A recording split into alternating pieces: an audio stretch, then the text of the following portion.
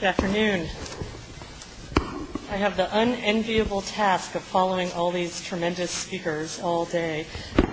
It's really just been an amazing day for me to see researchers and clinicians whose work I've been familiar with over the years, and then also to be just so humbled and also inspired by the family members and individuals meeting criteria or in recovery from borderline personality disorder. So thank you for having me. I'm also going to be doing a slightly different talk than other people have been doing throughout the day, where I'm really going to be talking about clinical applications, specifically as it relates to dialectical behavior therapy, and it has been mentioned throughout the day. This is going to be a very clinically focused talk, which I started to question as the day went on whether that would be the most helpful to people in the audience, because now I'm not exactly sure, but I'm hoping that it will be. And I'm sure many of you are familiar with dialectical behavior therapy as both consumers and family members, as well as researchers and clinicians. And I just want to say that in this applied talk, in terms of DBT, I'm really talking about how DBT can be applied by a skilled clinician in the treatment of trauma and trauma-related problems. In other words, don't try this at home. Seek out a DBT therapist in your area, and perhaps there are people in this group that can help you find a DBT therapist who would be able to provide this sort of treatment. I want to also acknowledge several people. Amy Wagner and Melanie Harned have done a significant amount of work in this area as well and have presented it on this topic around the country. The three of us have also written a couple of papers on DBT for trauma and trauma-related problems. There's a reference at the very end. And of course, want to acknowledge Marsha Linehan, the developer of DBT, upon whose work this is all based. So, in a very short period of time, my goal is to provide a brief overview of Stage 1 and Stage 2 DBT and highlight key DBT strategies and interventions that may be useful for trauma-related problems. And this is where I'm lucky, because I get to come after Kira, who probably could have given this talk, because she gave actually a very nice overview of the stages of DBT, and so I'll be referring to what she talked about as I go through this. So just to let you know, though I'm sure several of you are already aware of this, is that there is research to support DBT's efficacy. It's now been evaluated in at least 9 randomized controlled trials. So it seems like every time I get a new journal, there's another trial. So as of a couple months ago, this was accurate, 9 randomized controlled trials and 6 non-randomized studies at different labs around the country and around the world. Originally developed for suicidal women with borderline personality disorder, however, it's since been adapted for a number of different populations, including comorbid BPD and substance use disorder, eating disorders without a diagnosis of borderline personality disorder, behavior problems in adolescence, antisocial personality disorder in forensic settings, depressed individuals, elderly depressed individuals, and just last month, I can't remember now whether it was Archives or American Journal of Psychiatry, there was a report on a pilot study using just some of the DBT skills from the skills training manual applied to people who had not responded to any depression treatment in the past, and found that it was actually quite helpful. So I just want to highlight here that there is a difference between DBT as it's sort of by the book, if you will, and adaptations of DBT. And it's just important to recognize that they're distinct. And I'll tell you why that's important in a little bit. So in general, DBT has been found to be superior to control treatments at reducing a number of behaviors that it aims to treat. So in general, it reduces suicide attempts, non-suicidal self-injury, the medical severity of those injuries, the use of crisis services, as someone mentioned earlier. DBT seems to be better at keeping people out of the hospital. It is associated with reduced treatment dropout, substance use, and other outcomes that are all relevant to the diagnosis of BPD specifically. So in terms of the applications of DBT, I'm going to be mentioning a couple. The first is DBT as a treatment for stabilization, as a stabilization treatment for individuals with PTSD, and that's mostly going to occur in Stage 1 DBT. And basically what I mean by that is that in Stage 1 DBT, when the focus is on working on getting behaviors under control, it's really not about delving into traumatic experiences. And I'll distinguish that from the second application, which is when you might use DBT to treat PTSD or trauma-related problems specifically. And that is most likely to occur in what we call stage 2 DBT. So this is what Kira discussed, just in a nicer format than I have. I'm going to also steal all of her slides, I've decided. And credit her, of course, but I am going to steal them. So we're going to be talking about the stage 1 and the stage 2 treatment. What she didn't mention in her slides is that we also conceptualized there being kind of a pre-treatment stage of the model, where in that stage of treatment, we're really working on getting the person to commit to and agree to the treatment protocol. And what we're doing in stage 1, with the goal being to get going from behavior discontrol to behavioral control, is we're working on a number of target areas. And we're working on them in a hierarchical fashion. And so first and foremost is working on life-threatening behaviors. And that covers suicidal attempts, that is, behaviors with the intent to die, imminent suicidal crisis, that is, saying that you're going to kill yourself and having the intent of killing yourself. It also covers self-harm behavior, even if the intent to die is not there. And there's a couple of reasons for that. One is that we know that probably one of the best predictors of death by suicide is self-injurious behavior, even if the self-injurious behavior starts as a form of regulating emotions or for other reasons that has nothing to do with killing oneself. There's many people, Thomas Joyner in Florida, for one, who suggests that a self-injurious behavior, even without the intent to die, actually helps a person practice getting better at getting closer to suicide. And so we consider self-harm behavior to be life-threatening because it increases the risk so substantially. We also put it number 1 on our list of behaviors to target because we, just from a DBT point of view, we cannot accept and tolerate the idea that somebody thinks that it could be okay to intentionally cause harm to themselves. That is completely against the model of DBT. And so we consider that to be the first and foremost target of treatment, meaning that if somebody comes into a session having engaged in any suicidal or self-harm behavior since the last session, that becomes the focus of the treatment session. The other thing we say is that it's very hard to do therapy if you're dead. So we want to make sure that you are alive for your next session so that we can help you create a life worth living. So we save life, first and foremost, and then we save treatment, which is therapy-interfering behaviors, which comes second only to life-threatening behavior. And therapy-interfering behaviors are behaviors on the part of the client or the therapist that interfere with the successful execution of treatment. So that could include things like not showing up for treatment, obviously, not talking during treatment. It could be taking phone calls during treatment. Texting during treatment. The younger my clients get, the more technological interfering behaviors I'm finding. So therapy-interfering behaviors becomes a focus of treatment pretty significantly. And so DBT was one of the first treatments to really articulate this as being such a high priority in treatment. And the therapist can also be engaging in therapy-interfering behaviors such as taking phone calls during treatment, falling asleep during treatment, not taking people's problems seriously. Of course, nobody in this room would ever do any of these things, but we would focus on that. We believe that we are probably guilty of whatever we're being accused of, and so if somebody says that we're doing something that interferes with therapy, then we need to address it as therapists as well. And then following saving life and saving treatment comes severe quality of life interfering behaviors, and that's pretty much everything else. And it's often what clients come into therapy wanting help most with. So I need help with my relationships. I need help getting my drug and alcohol use under control. I need help getting off the streets. I need help getting a job that sustains me. That we would consider those to be quality of life interfering behaviors that we address after self-harm and suicidal behavior and after therapy-interfering behaviors are addressed. And while we're working on decreasing all of these behaviors, we're simultaneously working on increasing behavioral skills that fall into these different modules. Oops. Okay. So how do trauma-related problems factor in? There is actually into stage 1. There is somewhat of a misconception among some people that the rule of DBT is that you can't discuss trauma at all in stage 1.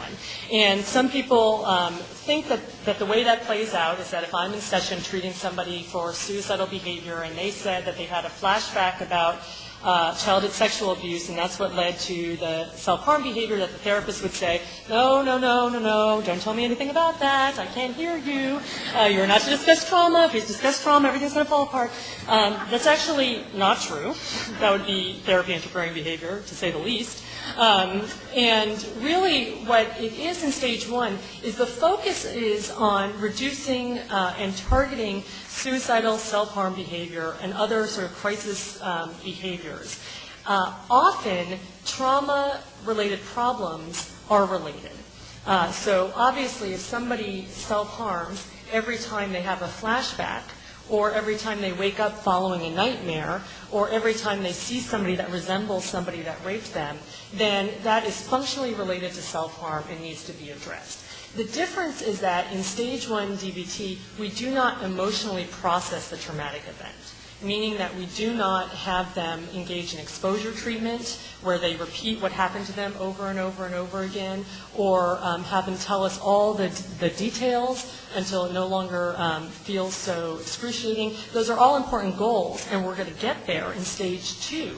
But in stage 1, what we're really trying to do is avoid the emotionally processing of the experience, because we're working on making sure that they can tolerate that by having their behavior under control and also having skills in place so that they can deal with the kind of the reliving experience. The worst thing that can happen is that you start this too soon and you start working on emotionally processing traumatic events when the individual does not have the skills to deal with that. And so you have this session where you have them tell you everything about what happened to them by the person who abused them, and then they leave your office completely opened up and have no way of closing up, and so they go out and they self-harm, or they use substances, or they get into fights, or they drive off the road, whatever it is that is a problem for them. That's a big problem in treatment. And so the focus in stage 1 is on getting these out-of-control behaviors under control, so that later you can get to the point where you're emotionally processing the event, which we think is an important piece of recovering from trauma. You also want to make sure in stage 1 that you work on removing the client from current traumatic experiences. Obviously, if somebody is in an ongoing traumatic experience, they're in an abusive relationship, or there was a question earlier about people sort of putting themselves at risk somehow of being re-victimized. So you need to work towards, you can't treat this. You can't treat symptoms of PTSD when the person is being victimized sort of while you're treating them. So you need to work with the individual to remove them from the current traumatic experiences. You're working on teaching skills to cope with and avoid cues as much as possible of trauma. And you're doing environmental intervention when necessary. In general, DBT favors consultation to the patient, meaning that in general, when given a choice, we would prefer to teach the client how to deal with their environment on their own. We would coach them and help them. But there are many times in which the power has been taken away from them. And so sometimes it's important that we intervene on their behalf. So when given a choice, we would always advocate them intervening on their own behalf with our help. And only when that doesn't work might we go in and do environmental intervention. So how do we treat individuals in stage 1 DBT? We do it with the following, what we consider modes of treatment. And I just need to get on a soapbox for a moment. And my soapbox is to say this, that this is comprehensive DBT. And so for treating stage 1 individuals in stage 1, for somebody to say that it's a DBT program, they should have all of these components. And so for consumers out there, for family members out there, if you have a person that's in need of DBT treatment and you want to do the treatment that's been found to be effective, and you're calling around different programs and different therapists to find out what they're doing, this can be your cheat sheet, because you can say, are you providing individual therapy? Are you providing skills training? That could be in either group or individual. Do you provide telephone consultation? And do you have, in some ways this is most important, do you have a consultation team for therapists? And so this is DBT. Okay? That's not to say that adaptations of DBT might not be successful. They probably are for many people. But if you want to do what's been shown to be effective, this is the package deal. Okay, I'm off my soapbox now. I may return to it later.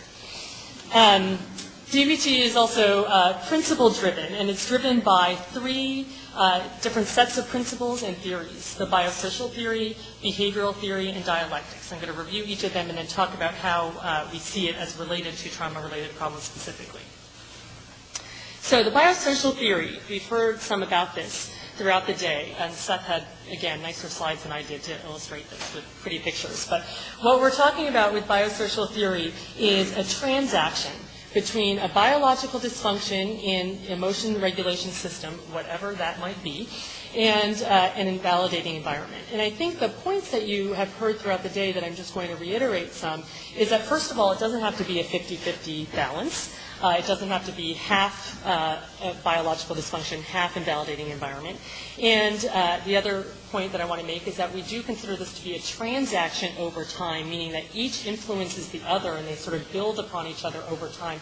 It's different from a diathesis stress model, which people typically know or have heard about in terms of the development of schizophrenia, this idea that people are born with some vulnerability and then a diathesis, and then some stress happens along the way, and then suddenly they have the disorder.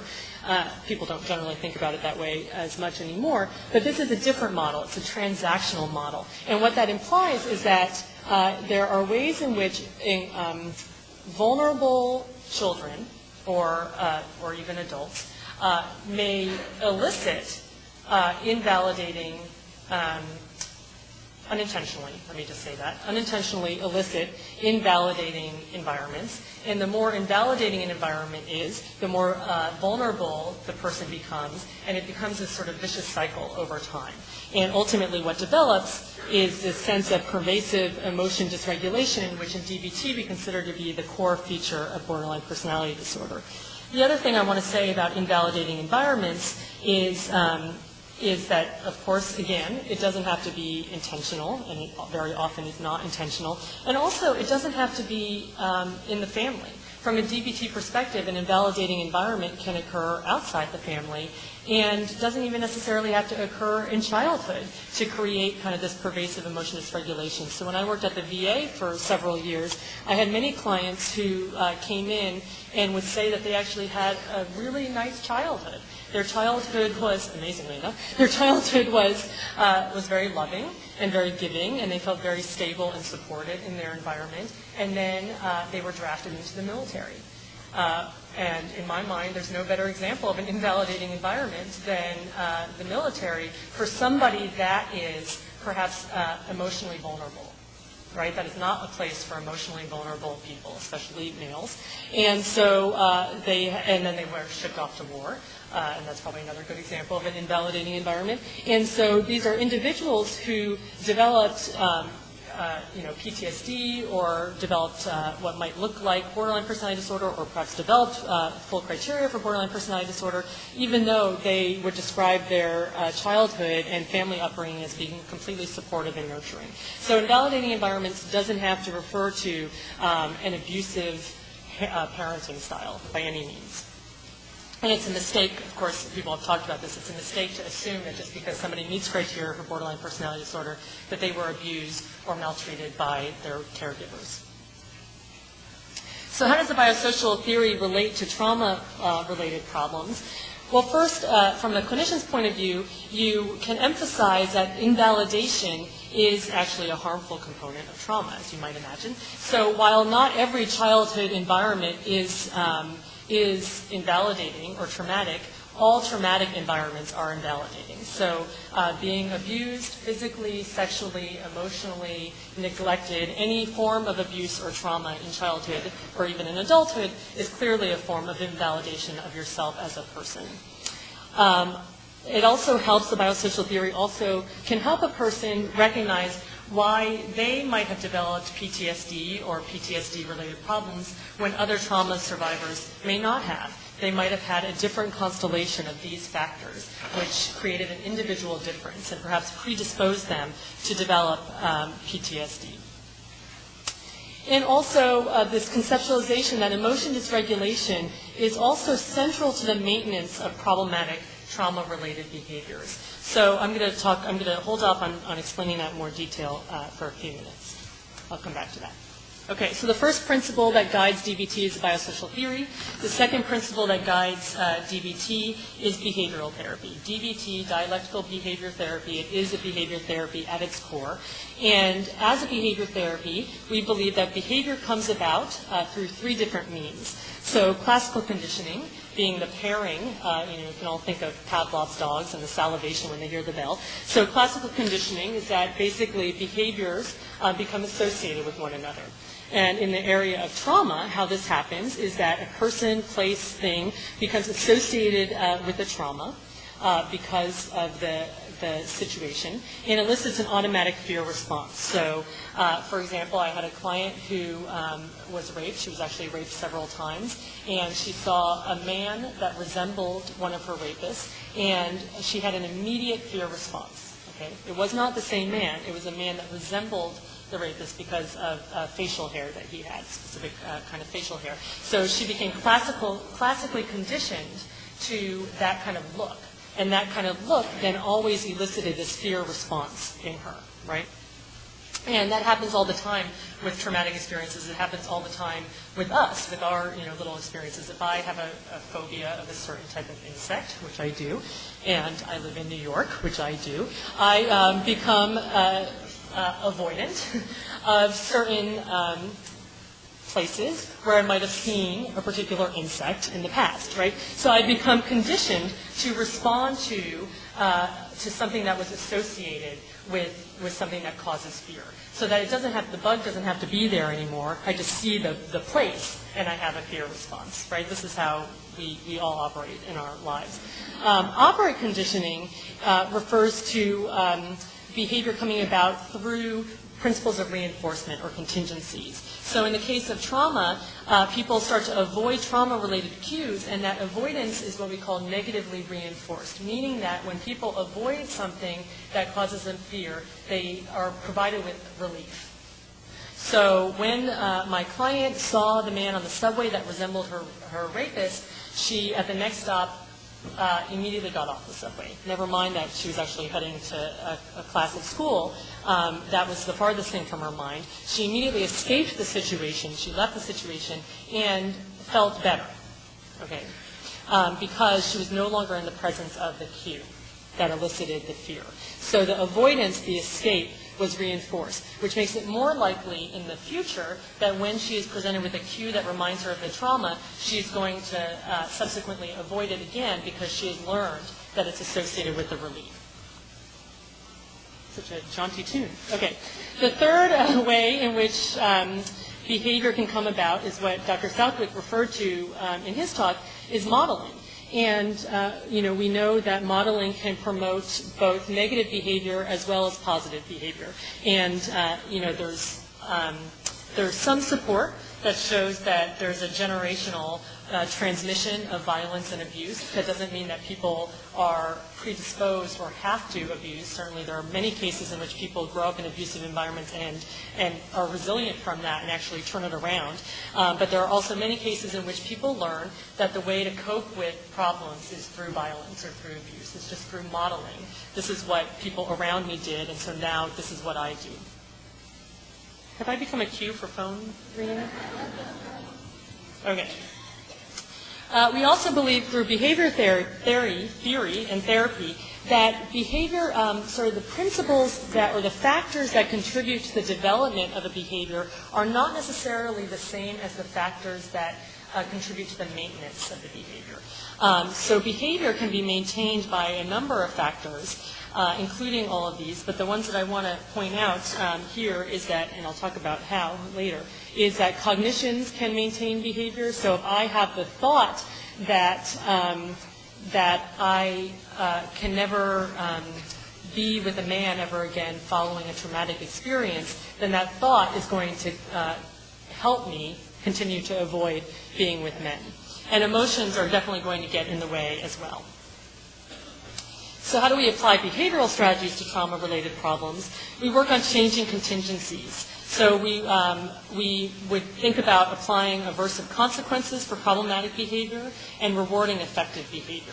So if someone has learned over time that one of the best ways or most effective ways they can reduce fear related to their PTSD is to cut themselves, then we need to work on reducing cutting as a form of dealing with cutting as a problematic behavior. And so we need to learn to reward alternative behaviors and figure out ways to apply aversive consequences for cutting. We also need to work on changing conditioned cues, which is done through formal and informal exposure, which Dr. Southwick referred to, and I'll get back to you in a minute. We work on cognitive modification, restructuring trauma-related beliefs, such as I am a bad person. If this bad thing happened to me, I must have deserved it. I must be a bad person. And behavioral strategies also take the form of skills training and teaching people how to become more mindful, how to regulate their emotions in effective ways, how to be effective with other people in terms of asking for what they want or saying no to something, and also how to tolerate crisis or stressful situations without doing anything that might make it worse. And then the third principle is the dialectical principles. This is where Kira did another really nice job with the dialectics, and I'm going to steal all of her dialectics that she came up with. The dialectical worldview informs treatment, and the idea is that the therapist embraces the dialectical worldview and teaches and models it throughout treatment. And in many ways, this worldview is the complete opposite of the worldview that is held by the trauma survivor. So some of the principles of the dialectical worldview is that reality is holistic, connected, and in relationship, that it's complex, oppositional, and in polarity. And as such, with these points, that the notion is that there's no absolute truth, and that conflict is inevitable, that for every thesis, there is an antithesis.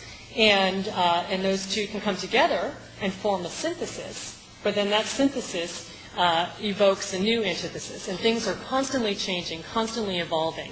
And I think what you end up seeing with a lot of people who have experienced a great deal of trauma is a resistance to this idea of change. I think that it's a natural tendency or inclination that when you have experienced a lot of trauma, you want to reach in and try and control everything. And of course that would be nice in many ways if we could control everything, but it actually doesn't work. We can't control everything. That reality is going to constantly change whether we like it or not, and that change is continual and transactional. That you all are different now than you were 2 seconds ago. Your brains are different in this second than they were 2 seconds ago.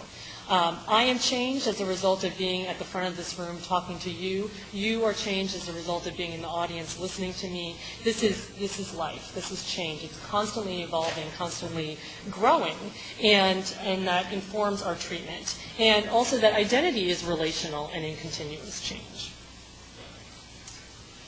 And so you heard examples of this, but in DBT, the primary dialectic is this dialectic between acceptance and change. And I think, Mindy, when she was talking about her walking into her house and having the sign, "It is what it is," that is the acceptance piece.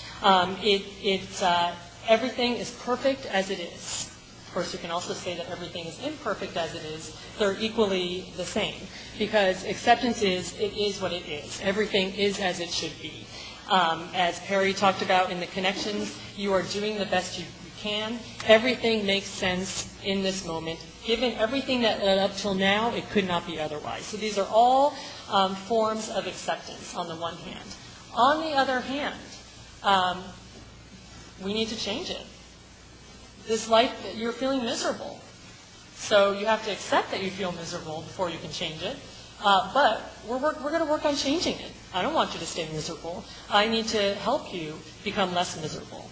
But we need to constantly go back and forth because, as referred to in the previous talk, and what many people who describe resilience after great suffering talk about this piece, that actually they have to accept that it occurred, that it is occurring before they can do anything different. So that's the primary dialectic, and it constantly changes. We constantly go back and forth in our own lives, in our therapy, between this change and acceptance piece. So how do dialectical strategies apply to trauma-related problems? Well, for one, we want to point out and identify extremes in thinking, in behavior, in emotions, and search for a synthesis. So people might say, I am unlovable. I am a bad person. I don't deserve anything good. These are all forms of extreme thinking, and we would work towards developing more balanced thinking.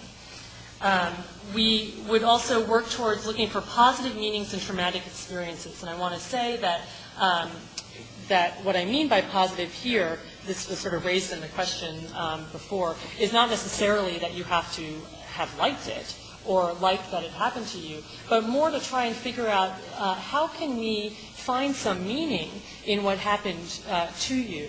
And it's going to be a lot easier for you to sort of move on from that if you can find some meaning. And if nothing else, the meaning could be it has made you who you are, and you cannot change that. And who you are could be a much stronger person as a result of what happened. And certainly I think in Dr. Herman's talk with some of the pictures that you saw over time with that sort of growth through treatment, I think you start to see a little bit more shift in terms of meanings of what those traumatic experiences had. And then there's constantly the focus on acceptance and change-oriented strategies. So on the one hand, acceptance of the past trauma, validation of how difficult that must be for the person to have experienced that, working on just the ability to tolerate without doing anything to change it necessarily, the trauma-related cues. On the one hand, that's the acceptance piece. On the other hand, changing responses to trauma-related cues. So, okay, we can accept that this happened, but now we have to learn how to do things differently so that when you're reminded of what happened to you, you don't go out and drink, or you don't use drugs, or you don't harm yourself. And also changing the environment to minimize exposure to cues. How can we get you out of these risky places? Okay, so that's stage one. Stage two is specifically how do we use DBT to treat PTSD and trauma-related problems. So this is a little bit different from what you've seen. I think for those of you who are following through the handouts, I sliced out a number of them, so you might have to go a little bit further in your book to find them. So what we found in both in research and through people talking with us and through clinical experience is we get through stage one, and actually in a number of the studies of DBT, you actually find that getting from behavioral discontrol to behavioral control when you apply the full DBT package, for a number of individuals that can happen within about 4 to 6 months. You can actually get behavior under control in not that long a period of time for many individuals. But what ends up happening is that individuals say, well, that's fine and good. I'm not really cutting anymore. I'm not really using heroin anymore. I'm not lashing out at people anymore in quite the same way, but I'm quite miserable. And you haven't helped me at all with just feeling miserable. And so this is what we consider to be this notion of stage two treatment in DBT, which is this model of what we have called quiet desperation. And I think that's really just a nice term to highlight how these individuals feel. They feel desperate, but it's not desperate in the loud, obvious way. It's more of this internal struggle that might not be recognized as easily by other people. And the goal in stage two is to move from that point of quiet desperation to emotional experiencing. And as Dr. Southwick mentioned, you know, with treatment of fear disorders and anxiety disorders, there has been talk now for decades about how it's really associated with how you treat fear disorders is decreasing avoidance and increasing approach of what you're most afraid of, right? So panic disorder, you increase approach of physiological sensations, or agoraphobia, you increase approach of doing things outside of the house, and so on. And if you do this systematically, you actually get the anxiety and fear to go down. And there's now increasing discussion among the clinical literature. David Barlow, who's probably the key proponent of this, who is a cognitive behavioral therapist, has now talked about really, this is actually true of all emotional disorders, that there is a large component of avoidance. in emotional disorders and how you can treat most emotional disorders, including depression, including generalized anxiety, including PTSD, including borderline personality disorder, is actually working systematically on decreasing avoidance and increasing emotional experiencing, knowing that you can actually survive a feeling of fear or shame or sadness and that it's not going to hurt you, is actually a critical part of exposure treatments more broadly. And so in stage 2 DBT, we're trying to teach individuals to experience their emotions in a way that is not harmful. I think that many people have this experience, and I've certainly treated people who will say things to me like, I don't do sadness. Because if I got sad, I would fall into an abyss. It will last forever. The only way I would be able to get out of it is to kill myself. Now, to me, then it makes complete sense that you would want to avoid sadness at all costs. You would want to avoid sadness if you thought that if you experienced sadness, you would never be able to stop experiencing sadness. That makes complete sense to me. So, but we also know that that's not true. We know that not necessarily experientially, but I can tell you that it's not true, that sadness will come and go, and that sadness is an inevitable part of the human experience. And so we're really working towards increasing emotional experiencing with help, with guidance. How can you learn to experience sadness without doing anything to try and cut it off? Because cutting it off in the short term might feel much better, but in the long term is just going to keep the same patterns going. So that was a little tangent, sorry, but we're working on decreasing where PTSD falls in this is we consider PTSD symptomatology to fall into this notion of quiet desperation. So we're working on decreasing avoidance of emotions, avoidance of situations and experiences. We're working on decreasing emotion dysregulation as well as self-invalidation. The idea is, really? Okay, sorry. Okay. The idea is that that individuals over time from invalidating environments have learned to, through modeling often, have learned to invalidate themselves. And so, clinicians out there probably, and also consumers and family members, see this on a regular basis. You see the invalidating comments made by people who have borderline personality disorder, and so we're really working on decreasing that. And as I mentioned, we're working on increasing the capacity for emotional experiencing, emotional tolerance, self-validation, and also making sure that the skills that they're learning are now generalizing to multiple contexts, that actually they can take skills in interpersonal effectiveness and apply it at the job, apply it at home, apply it in therapy, and so on. Okay. A chain analysis is actually a fundamental tool in DBT. It's not specific to stage 2 treatment. You use it in stage 1 quite a bit, but I just wanted to highlight it here in stage 2 because the problem behavior that you're conducting a chain analysis on is going to be different in stage 2 than it is in stage 1. In stage 1, the problem behavior that you're trying to kind of dissect moment to moment so you can figure out how to change it might be things like self-injurious behavior or drug or alcohol use or impulsive behavior in other forms. In stage 2, the problem behavior is likely to appear a little bit more subtle. So, for example, I had a client who I was treating at the VA, a female client, who we had gotten behavior under control, and so we decided collaboratively that we were going to start working on trauma, on PTSD, which was her kind of second most significant diagnosis following borderline personality disorder.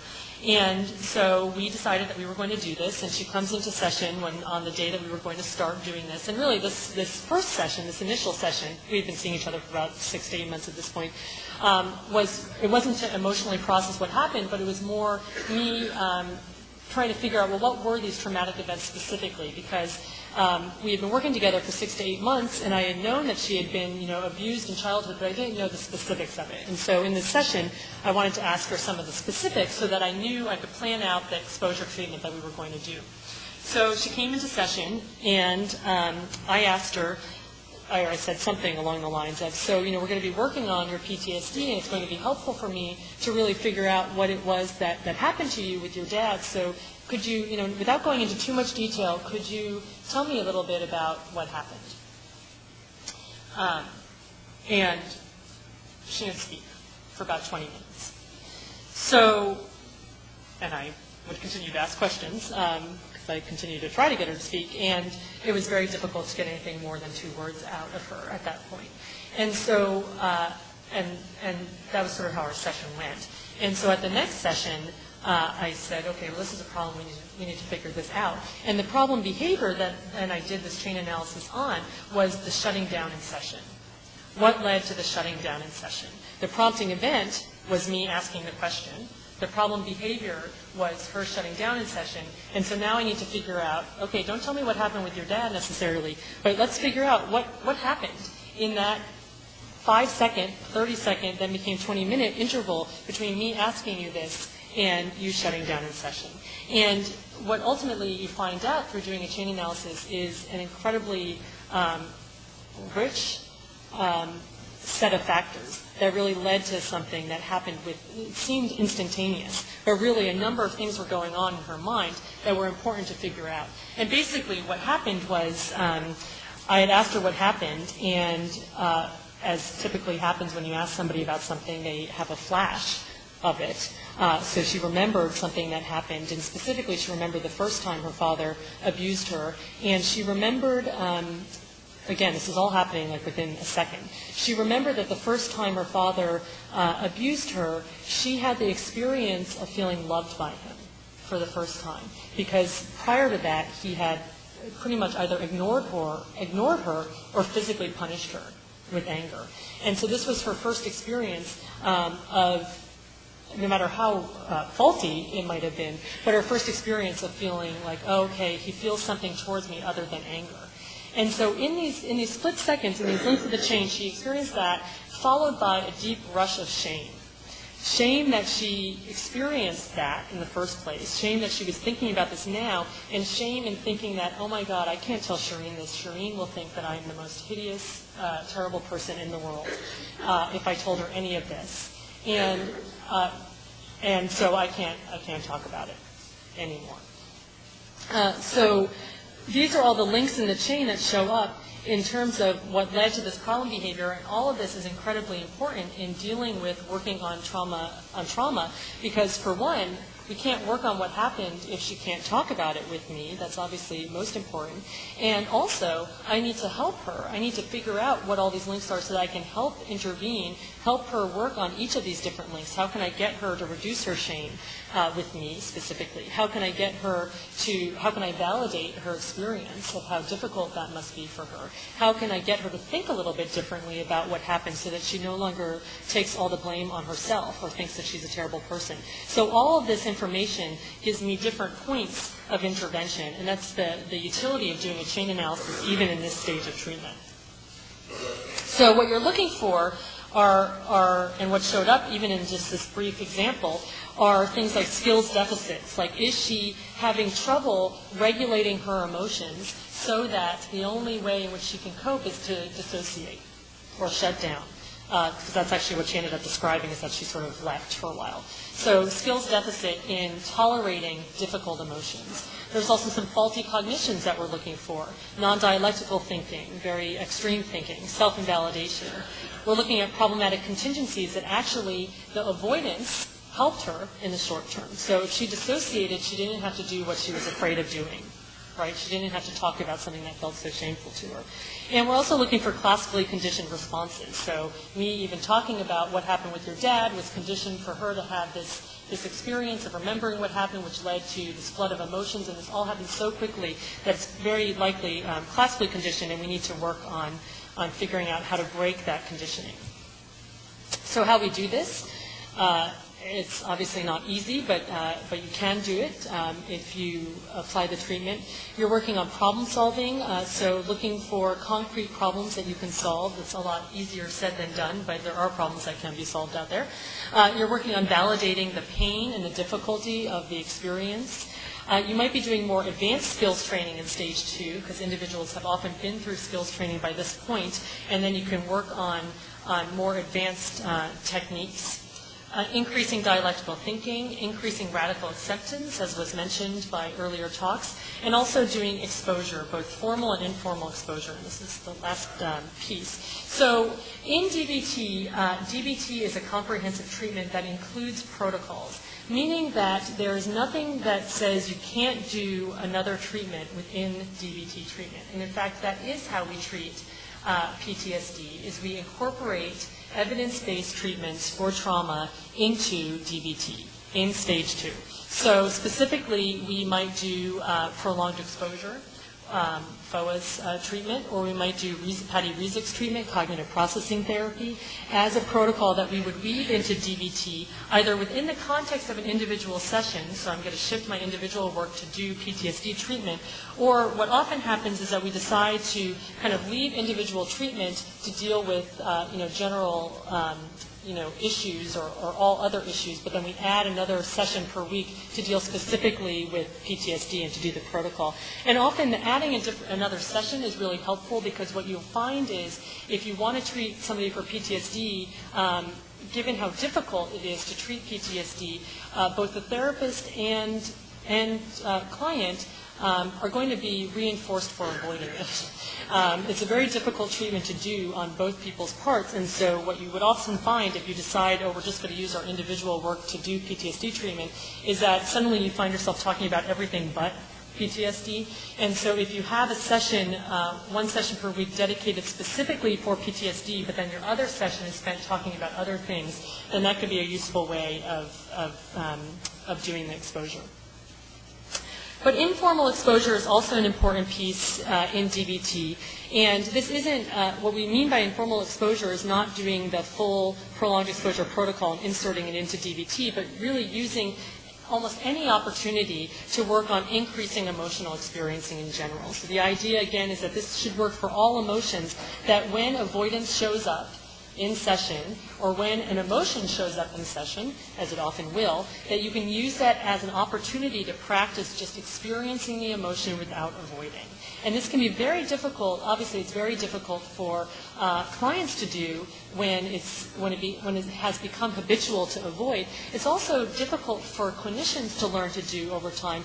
As clinicians, we're all probably pretty natural caretakers. That's probably why we went into the field. And I think our initial urge when we see somebody upset is to try to rush in and solve whatever the problem is, or to reduce the upset as quickly as possible. But really, informal exposure allows for the opportunity to just sit with an emotion without doing anything to make it worse, and to start to do something different. So, for example, when shame shows up in session, we think that shame, or we know that shame, is associated with a number of action tendencies. So when people experience shame, the urge is to hide or avoid, and that's done both in very obvious ways, so somebody running out of the room would be a clear avoidance strategy, but it's also done in not so obvious ways by somebody maybe changing the subject, or not making eye contact anymore, or sinking into their chair in a specific way. So when we're doing informal exposure, we might be we might be presenting a cue that elicits an emotion. So I'm going to talk to you about what happened to you with your dad, which is automatically going to elicit a feeling of shame. But I'm going to ask you to do it in a different way. I'm going to ask you to do it while making eye contact with me, and while sitting up straight in your chair. And by looking at me, you will see that I'm actually not going to reject you, which is, of course, what the fear is with shame, that you'll be rejected for whatever it is that you feel ashamed about. Therapy, I hope, is a place where, maybe one of the few places in life where you won't be rejected for sharing very intimate things about your life. So I'm going to ask you to do something different. And that's the skill of opposite action.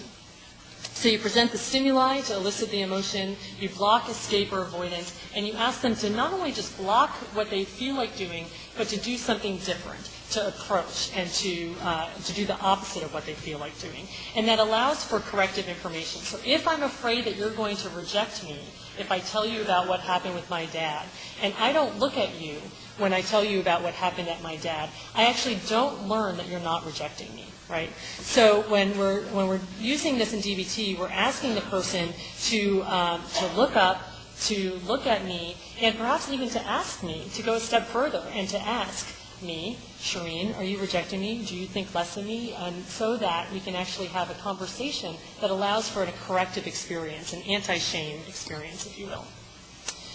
So opposite action, I already just said this, so that's good. This is the model, just in graph graphic form, exposed to the emotion cue, block associated action tendencies, engage in opposite responses. And I am done. Thank you.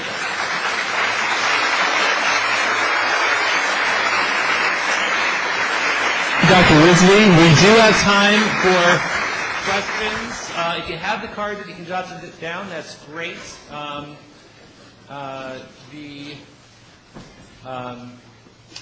One question which came in, which I'll start with, which I think applies. If you can't remove the individual from this may have been, I'm not sure, it came in toward the end of your talk, so I'm not sure if it was directed to you, but we've got one here. If you can't remove the individual from a current traumatic experience due to homelessness, living with an abusive spouse, due to perceived or real threats, kids, etc., how do you modify stage 1? So it's a good question, and I think what I would be focusing on is teaching them skills to deal with whatever the situation is that they're dealing with, perhaps working on radical acceptance.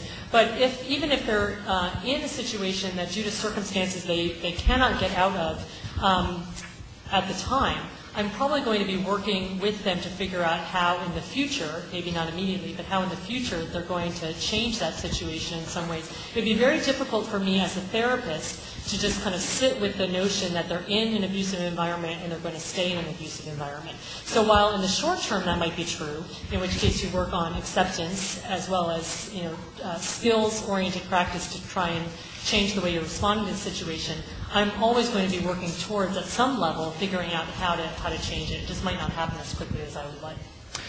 There's a question. It seems that DBT is a method that heavily depends on a client having a certain level of cognitive functioning. Do you have recommendations regarding how to use DBT techniques with clients who may have lower levels of insight, intelligence, or poor memory or poor verbal skills, not enough to do chain analysis? Right.